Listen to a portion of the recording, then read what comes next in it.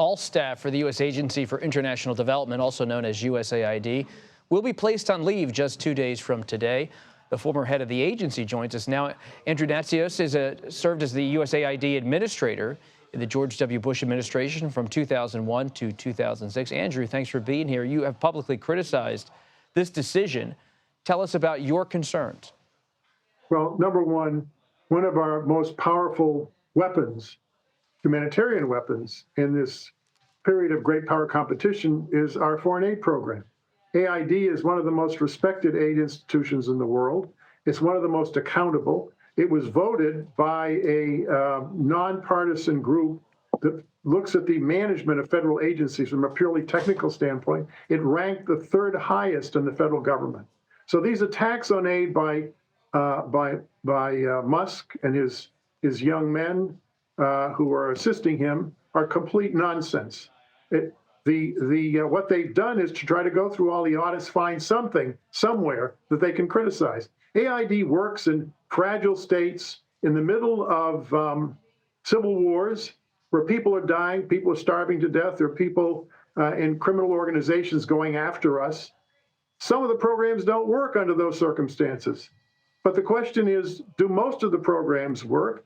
And which ones are the most effective? First, we have an extensive program of health projects all over the world in the global south that give us advance warning of outbreaks of diseases that can come to the United States. There's an outbreak of Ebola right now in Uganda. There's a large AID mission with a lot of health officers there. It's the best line of defense we have to protect ourselves.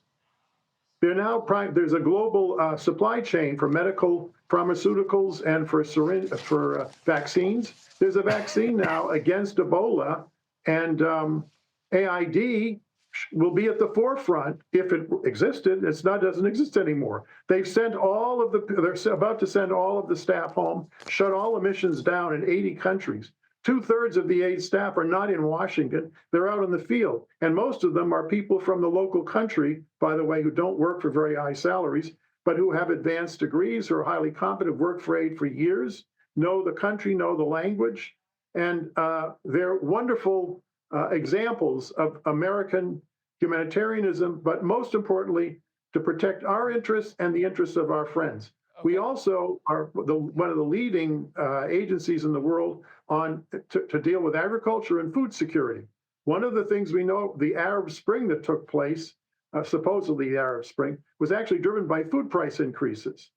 And the Green Revolution in Asia was a third of the aid budget was expended to carry out this Green Revolution that used improved seed varieties, and it tripled food production.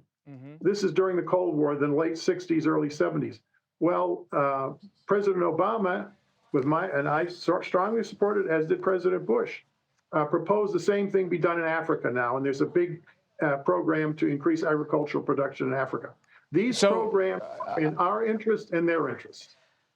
You've just outlined many, many examples of how you believe this agency does good work across the globe. I want to pull up a tweet or X post from Elon Musk, if we can show that on the screen. It says, USAID is a criminal organization. Time for it to die. So we just listened to you outline all of these positives about USAID. Then you have the richest man in the world saying it's a criminal organization. Time for it to die.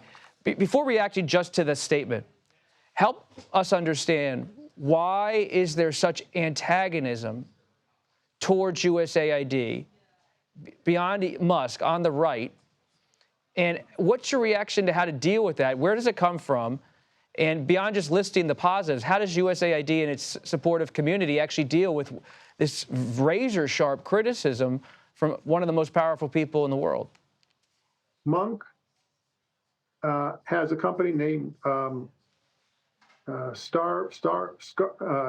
Skylink, and AID was investigating it for, apparently they were doing an audit of it. He was very angry about it. This precedes all this.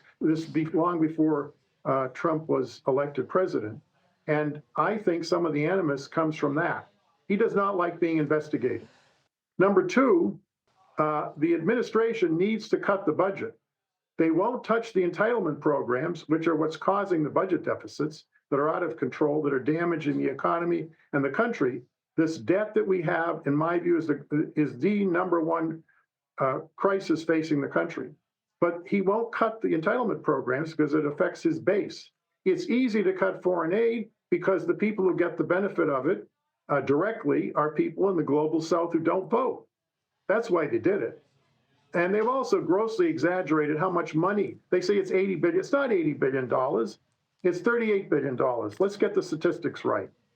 And a large portion of that, 55% of that, is humanitarian assistance in famines and civil wars and emergencies like earthquakes. And the rest, the other part of that is health programs, immunizing children against disease, dealing with HIV/AIDS, that we've saved 25 million people's lives through President Bush's PEPFAR program. Are you telling me we should let all those people die? Because if they don't have antiretrovirals, they will die of AIDS. These are people who are already infected. So I have to say, I think this is a lot of garbage. The notion that it's a criminal organization is a bold-faced lie. And I ran the agency for 5 years. I've run 7 institutions over the last 45 years. AID officers are the best managers and some of the most honorable people I've met. We lost 650 people in Afghanistan and in Iraq who were murdered by the Taliban or by the militias in Iraq. There are heroes. Attacking them and calling them criminals is absolutely outrageous. They should be treated the same way our troops are. I'm a retired lieutenant colonel in the reserves. I served in the first Gulf War, and I see aid work in the same category as officers and enlisted people in the military. Andrew, we appreciate you coming on to share that perspective, and thank you for your time. We'll have you back soon. Thank you. Thank you.